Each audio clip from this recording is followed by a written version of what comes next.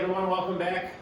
Today we're going to talk about ball position, which I don't think I've touched on quite enough yet in these videos. And the second thing we're going to talk about is how to practice. It might be one of the most important videos that we can learn from, because we can definitely have all the information and then just go to the range and do what we do, but we have to be disciplined. We have to learn on what to do, what not to do, and things that we can control. So the first thing we're going to do is just talk about ball position briefly here. And there's a lot of different ways to teach this. It can be as complicated as you want, and it can be as simple as you want. I tend to err on simple.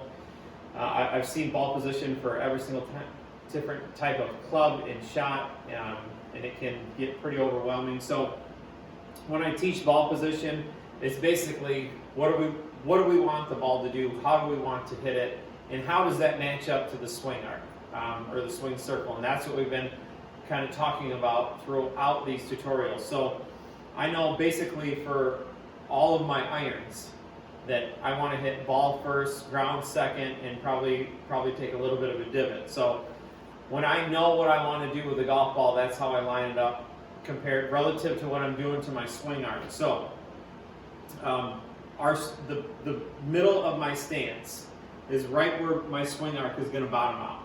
Okay, so with irons, it's going to be just left of center. So with your irons, it's just going to be just left of center when we swing. Now your stance is going to be shoulder width, and obviously we'll get a little bit bigger as the club gets a little longer and the swing gets a little bit longer, and so we need a little bit more stability. You start out shoulder width and go from there, and that's something that you can get comfortable with. You can kind of customize it to what you think. And but for irons, it's going to be just left to center. Probably 2 balls left to center with fairway woods, because it's a little bit more of a sweeping motion or hybrid. But again, we're not going too far away from the center, because I don't want to go too far away from the middle of the swing arc, because it's if it gets too far forward, then the club's going up and left just a little too much for the lie that we're about to hit. So the one that does get farther left is obviously the driver. The lie is different. Obviously it's on a tee. Now, I can't stick a tee in the concrete, but this will have to do for now. But it does mimic the ball is off the ground, so the club needs to be going up. All right, we need to make sure that the club is moving up, so it's got to be just inside your left heel. That is way too high, but just inside your left heel, just so you get kind of you can see where we want it, because it's we're swinging on the way up. So really not any more complicated than that. Now tee height, that can become an issue for some people. So this is where I'd start with tee height. You can see the equator of the golf ball here. So the top edge of the driver here, we want to hit it on the upswing.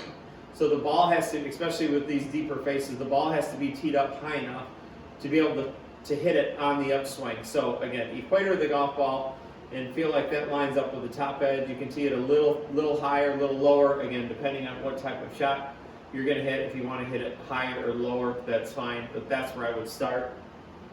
Now, we've all heard the person that skies it in the air or goes under it and said, I had it teed too high. I'm sorry, but you're misinformed. Usually your angle of attack is going down too much, so you go underneath it. So it may be a little bit teed too high, but typically I would say 99% of the time you're coming down this way, not hitting up into the golf ball. So so that can get complicated. If you go under it, just make sure that you're adjusting your tee height, not because of your angle of attack, but you need it. So that should clear up ball position, tee height. Again, basically trying to play those fairway woods and irons towards the middle of the stance, a little left if you want a little bit more sweeping motion. Again, if you're trying to flight the ball, a little bit more forward if it's going up, a little back if it's going down, but not hugely away from the center. I would say 2.5, 3 ball max from the center both ways for that. So now here's what the big thing we need to clear up today is how to practice. You know, the one thing that as a teacher that's frustrating to me is that you have a student and you go through what we need to work on, you know, and we start hitting it better and we're practicing the right things and we're practicing the right way, and then you see them on the range a day later and, you know, they're just swinging for the fences, and you know, we're just not going to get better doing that. We need some discipline. We need to set up a practice station of what we're trying to do. We have to make sure that the things that we can control, we control. So let's go over that right now. So what is the practice station? So first thing I would do is we're going to have an intermediate target, something that's right on the line. Lay a stick or a golf club down right in front. So this would be our golf ball here. So we go golf ball, stick, and then I would also have another stick setting up this way, so you can see what your path is doing. Is the ball going to the right, to the left, so you can adjust your path accordingly. But really, you know, we need to make sure that, you know, because the golf ball is going to tell us what's happening after every shot. It doesn't lie. So we have to make sure that we're set up correctly, and then if we're set up, the ball is going to give us information so we can make corrections to make the ball behave how we want it. So that's what's going to be on the target line.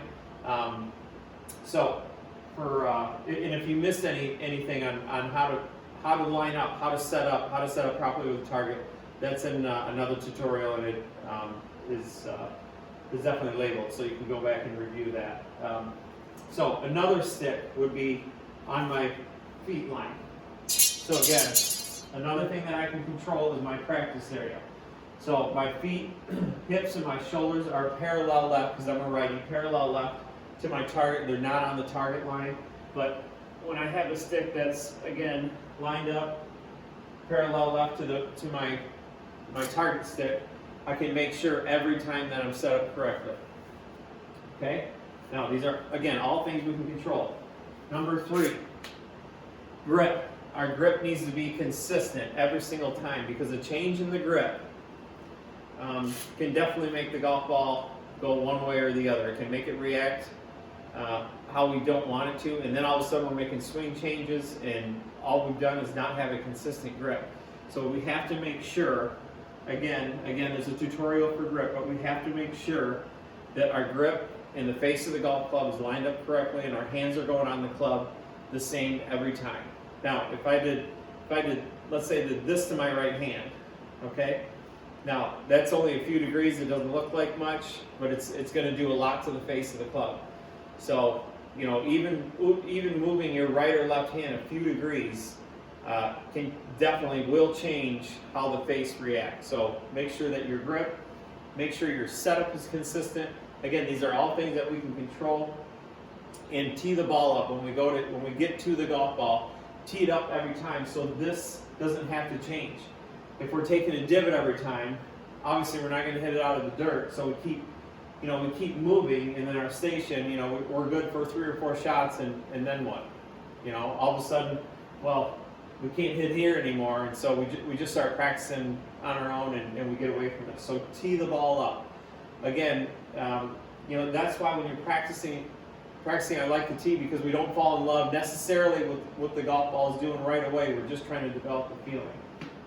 So, just for fun, let's just say I'm working on what my right arm's doing. Okay, so we worked on that last, so it should be fresh in your memory. So my right hand does this, all right, and my right arm does this.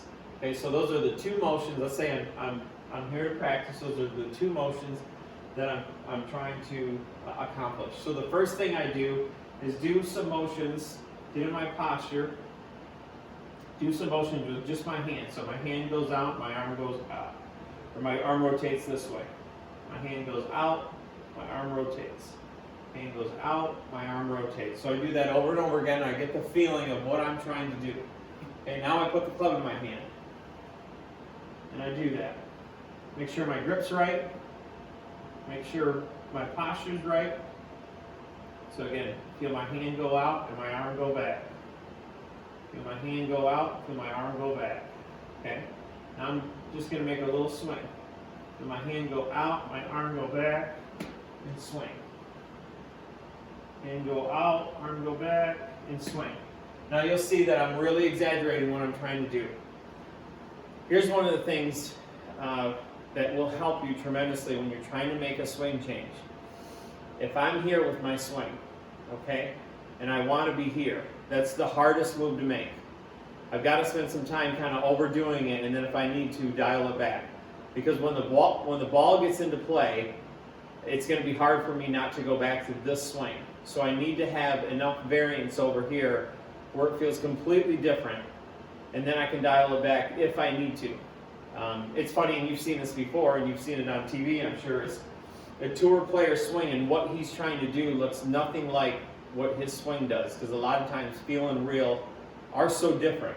So again, I've done my few practice swings with no golf ball. Now the first thing I would do before we get to the golf ball is either crumple up a piece of paper, or plastic balls are great. Here I just have this little inflatable ball, so I need to take the golf ball out of it still. The thing about the golf ball, it makes us do weird things. One, it makes our body react to how it usually reacts. So we have to take it out of play, we have to take the speed out of play for a while. So now I'm going to do the same thing, I'm going to rehearse it, make sure my grip's right, make sure my posture's right. Hand goes out, back, okay, good, that feels pretty good. Okay, now I'm just going to go real slow. Okay, pretty good.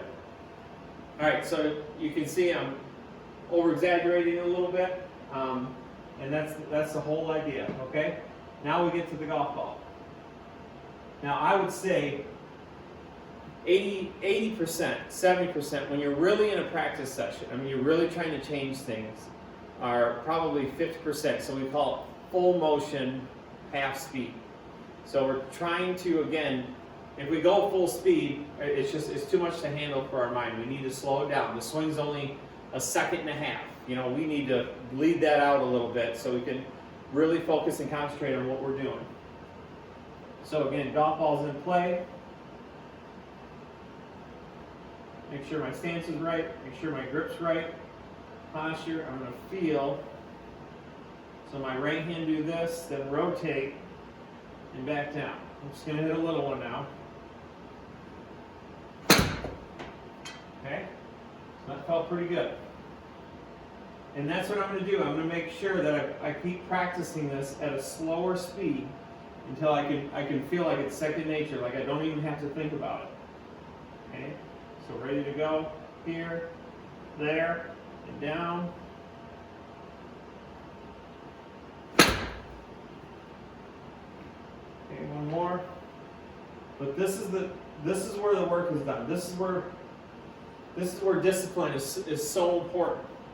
Is that if I'm serious about making a change, this is what I have to do. Okay, I could even add just a little speed.